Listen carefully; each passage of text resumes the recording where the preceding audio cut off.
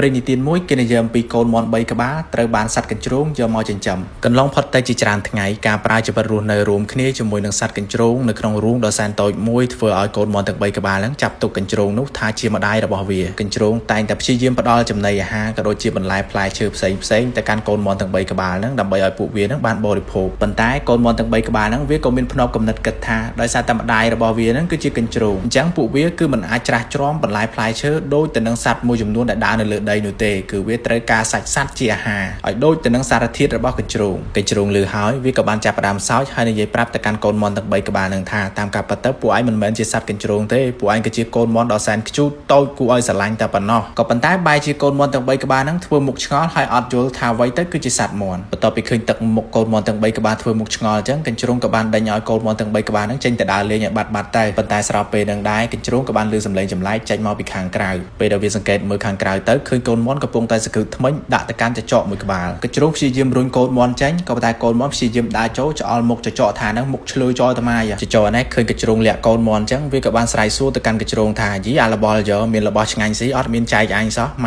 កចៅគេបាញ់យើនិយាយតន់ផុតពីមាត់ផងស្រាប់តែកូនមាន់គប់ចចកហ្នឹងមកខ្ទឹមបារាំងធ្វើឲ្យចចកហ្នឹងខឹងខ្លាំងមែនតើភងថាចូលទៅរត់ចាប់កូនមាន់ទាំង3ក្បាលហ្នឹងច្រាស់ច្រំនៅកន្លែងហ្នឹងណាក៏ប៉ុន្តែត្រូវបានហាមឃាត់ដោយកញ្ជ្រោងក៏បាននិយាយបញ្យល់ទៅកាន់ចចកថាកូនមាន់ទាំងអស់ហ្នឹងគឺគួរឲ្យស្រឡាញ់ណាស់មិនគួរឲ្យចង់ញ៉ាំទេមើលទឹកមុខគ្នាទៅដឹងណាស្លូតគួរឲ្យស្រឡាញ់ចឹងអីប៉ុន្តែចចកតបមកថាស្លូតក្បាលយើឲ្យស្អីមើលទឹកមុខវាស្លូតអញធ្វើមើលចង់ស៊ីសាច់អញចឹងកូនមាន់នេះនៅតែបន្តជាបចោទៅកាន់ចចកទោះបីជាមានការហាមឃាត់ពីកញ្ជ្រោងក៏ដោយកញ្ជ្រោងឃើញចឹងដឹងសភាពការអសើស្រួលទេក៏បាននាំកូនមាន់ទាំង3ក្បាលហ្នឹងចូលទៅក្នុងរូនរបស់វាបាត់ទៅរីឯចចកណាគឺថាមុខខៅទឹកសិចខ្លាំងមែនតើកញ្ជ្រោងដឹងថាបើសិនជាទុកកូនមាន់ទាំង3ក្បាលហ្នឹងនៅក្នុងរូនខ្លួនគឺថាគ្មានសុវត្ថិភាពនោះទេចឹងហើយបានជាកញ្ជ្រោងបំរុងថាយកកូនមាន់ទាំង3ក្បាលហ្នឹងរត់ប៉ុន្តែត្រូវបានហាមឃាត់ពីចចកព្រោះចចកដឹងថាកញ្ជ្រោងគឺកំពូលល្បិចខ្លាំងមែនតើកញ្ជ្រោងដឹងថាក៏មិនអាចរត់គេចពីក្នុងដៃរបស់ចចកបានទេបើសិនជារត់ទាំងបើកចំហបែបនេះកូនមាន់នោះក៏និយាយថាម៉ែកុំភ័យចាំខ្ញុំវ៉ែនឲ្យប៉ោងសពុតរត់ចោលលីអូម្ដងតែកញ្ជ្រោងក៏ព្យាយាមហើវិធីសាស្ត្រក្នុងការរត់ដោយខ្លួននឹងបានជីកដៃធ្វើជារណ្ដៅមួយអាចថាគេចផុតពីកញ្ញាំដៃចចកណាប៉ុន្តែចុងក្រោយនៅតែគេអត់ផុតដែរបើជីកបានដល់2ម៉ែត្រដល់ពេលផុសចេញមកវិញនៅក្បែរគូតរបស់ចចកនឹងឯងចចកក៏បានចាប់កពាត់កញ្ជ្រោងហើយសម្លុតទៅកាន់កញ្ជ្រោងថាកុំខំប្រឹងរត់អីក្នុងព្រៃហ្នឹងគឺចចកនឹងឯងជាអ្នកគ្រប់គ្រងទាំងមូលអញ្ចឹងទោះបីកញ្ជ្រោងនឹងរត់ទៅដល់ភពអេលៀនភពអូនក្លូចណាទៀតក៏វានៅតែតាមរកឃើញដែររួចហើយនឹងចចកក៏បាននាំកូនមាន់3ក្បាលហ្នឹងដើរចាក់ចេញពីកញ្ជ្រោងបាត់ទៅនៅតាមផ្លូវចចកគិតតែបានស៊ីកូនមាន់ទាំង3នាក់ហ្នឹងយ៉ាងឆ្ងាញ់ណាក៏ប៉ុន្តែមានណាបែរជាចាញ់បោកកញ្ជ្រោងណានោះវិញកញ្ជ្រោងនោះដើម្បីការពារសុវត្ថិភាពរបស់កូនមាន់ទាំង3វាក៏បានបន្លំខ្លួនធ្វើជាមេមាន់ហើយនាំកូនមាន់ទាំង3ហ្នឹងមកនៅក្នុងកសិដ្ឋានចិញ្ចឹមមាន់មួយកន្លែងដោយនៅក្នុងកសិដ្ឋានហ្នឹងដែរក៏មានសត្វឆ្កែយាមទ្វារមួយក្បាលហ្នឹងគឺកាចខ្លាំងមែនតើអញ្ចឹងទៅមុននឹងចូលទៅដល់ក្នុងកសិដ្ឋានហ្នឹងគឺកញ្ជ្រោងត្រូវរៀបរាប់ពីអត្តសញ្ញាណរបស់ខ្លួនឯងប្រាប់ទៅកាន់ឆ្កែយាមទ្វារហ្នឹងបន្ទាប់ពីស្ដាប់នៃការរៀបរាប់របស់សត្វកញ្ជ្រោងធ្វើឲ្យឆ្កែហ្នឹងមានអារម្មណ៍ថាសពេចសពើស្ដាប់មិនយល់អីសោះដល់អញ្ចឹងខ្ជិលកិតច្រើនក៏បានអនុញ្ញាតឲ្យកញ្ជ្រោងហ្នឹងចូលទៅក្នុងកសិដ្ឋានហ្នឹងតែហ្មងតែបន្ទាប់ពីហ្នឹងមកមេមាន់នៅក្នុងកសិដ្ឋានហ្នឹងក៏បានបង្រៀនឲ្យសត្វកញ្ជ្រោងហ្នឹងគាត់ចេះប្រមាញ់សត្វកញ្ជ្រោងគ្នាគាត់ណាក៏ប៉ុន្តែមេមាន់ហ្នឹងអត់ដឹងថាកញ្ជ្រោងហ្នឹងបន្លំខ្លួនមកទេគ្រាន់ថាមេមាន់ហ្នឹងប្រាប់ថានេះគឺជាវិធីសាស្ត្រដែលចាប់ការទៅកាន់កញ្ជ្រោងដែលជាសត្វប្រហារមកកាន់មាន់គ្នាគាត់ហ្នឹងអញ្ចឹងបើសិនទៅជួបពួកកញ្ជ្រោងពួកអីយើងអាចដាក់អន្ទាក់ទៅតាមវិធីហ្នឹងបាននៅព្រឹកថ្ងៃបន្ទាប់កូនមាន់ទាំង3ក្បាលហ្នឹងក៏បានទៅចាប់កូនមាន់ដទៃទៀតហ្នឹងយកមកឲ្យកញ្ជ្រោងថានេះម៉ែណាអាហារពេលព្រឹកយើងហើយកញ្ជ្រោងឃើញចង់ខឹងខ្លាំងមែនតើក៏បានហៅកូនមាន់ទាំង3ហ្នឹងទៅណែនាំថាយើងមិនគួរប្រព្រឹត្តទង្វើបន្លាយពូជសាសខ្លួនឯងបែបហ្នឹងទេកូនមាន់ទាំង3ក្បាលហ្នឹងក៏តមាត់ថាអត់ទេ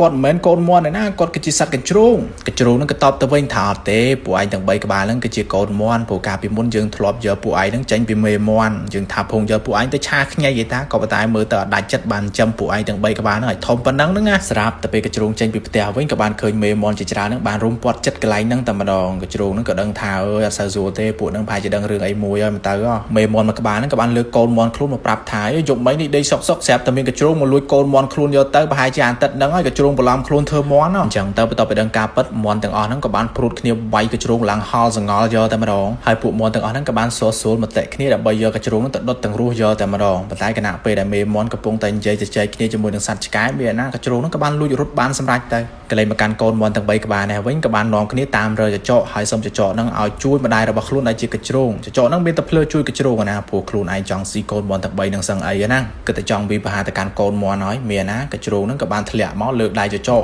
កញ្ជ្រោងនេះក៏បានស្រែកប្រាប់ទៅកាន់កូនមន់ទាំង3ថាឲ្យនាំគ្នារត់ឲ្យលឿនទៅព្រោះថាអាចចចកនេះមិនមែនកូនខ្មែរទេកូនថៃសុទ្ធសាធមកចោលគេបាញ់ក៏ប៉ុន្តែមានរត់កើតណាចចកនឹងក៏បានសវាចាប់កូនមន់ទាំង3នឹងយកទៅបាត់ទៅវាយកទៅស៊ីណាតែកញ្ជ្រោងនេះអត់បោះបង់ទេតាមរយចចកឲ្យតទៅឃើញហើយក៏ព្យាយាមបតែបន្ទប់ជាមួយនឹងចចកទួតដឹងខ្លួនឯងខ្សោយក៏ដោយក៏ព្យាយាមជួយទៅកាន់កូនមន់ទាំង3ក្បាលឲ្យរត់រួចដែរចចកនេះខឹងខ្លាំងមែនទែនក៏បានចាប់ក្បួយកកញ្ជ្រោងហើយនិយាយថាបានស៊ីកូនមន់នឹងទៀតអញនឹងស៊ីឲ្យវិញហើយប៉ុន្តែមេមន់ជាច្រើននឹងក៏បានមកដល់កន្លែងហ្នឹងហើយនិយាយតបទៅកាន់ចចកថាបើឯងខ្លាំងណាស់វាយមួយស្មើជាមួយពួកអញបរោយទៅចចកនេះនៅពេលដែលឃើញមេមន់មានសាច់ទលុកច្រើនអញ្ចឹងគឺគិតថាពួកមន់ទាំងអស់នេះសិតតែជាចំណៃនេះបាទដោយសារតែការគិតរបស់ចចកហ្នឹងគឺខុសទាំងស្រុងព្រោះមន់ទាំងអស់ហ្នឹងគឺជាមន់សាច់ដុំអញ្ចឹងពួកគេអត់មានខ្លាចទៅកាន់ចចកអីទេក៏បានរួមសាមគ្គីគ្នាជាធ្លុងមួយវាយចចកហ្នឹងឲ្យទុកសាច់តែម្ដងបន្ទាប់ពីហេតុការណ៍មួយហ្នឹងបានបញ្ចប់មេមន់មួយក្បាលក៏បានចេញមកទទួលស្គាល់កូនមន់ទាំង3ហ្នឹងថាជាកូនរបស់ខ្លួនបានធ្លាប់ប្រត់ប្រាស់គ្នាកាលពីចំនួន80លានឆ្នាំមុនរួចហើយបន្ទាប់ពីហ្នឹងមកកូនមន់ទាំង3ក៏បានទទួលស្គាល់ម្ដាយរបស់ខ្លួនហ្នឹងថាជាមេអញ្ចឹងទៅពួកគេហ្នឹងក៏បានជួបជុំគ្នាសារជាថ្មីឡើងវិញចំណែកឯកញ្ជ្រោងនេះបានត្រឹមឈរមើលការជួបជុំដ៏សែនមានសេចក្តីសុខធ្វើឲ្យកញ្ជ្រោងនេះហៅទឹកភ្នែកដែលមិនដឹងខ្លួនមេមន់បំរុងថានឹងខឹងទៅកាន់កញ្ជ្រោងណាថាមកចៅគេបាញ់នឹងឯងដែលកាលពី